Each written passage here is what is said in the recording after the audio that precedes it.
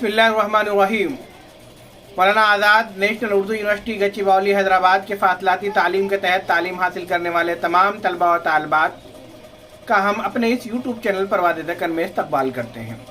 ऐसे तलबा और तालिबात जिन्होंने फर्स्ट ईयर सेकेंड ईयर का एग्ज़ाम दे लिया है, उनसे हमारी दरख्वास्त है कि फ़ौरन री एडमिशन करा लें, क्योंकि इसकी तारीख़ जो 10 अक्टूबर तक बढ़ाई गई थी वो ख़त्म होने वाली है।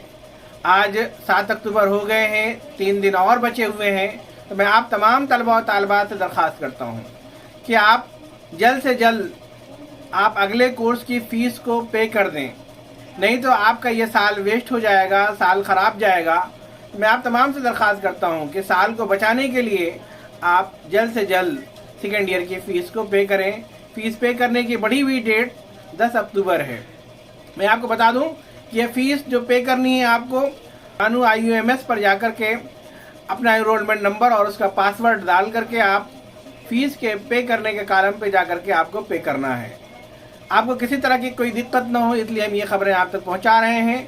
जुड़े रहें हमारे इस यूट्यूब चैनल पर वादिदकन के साथ। बेहद शुक्रिया। खुदा हाफिज़।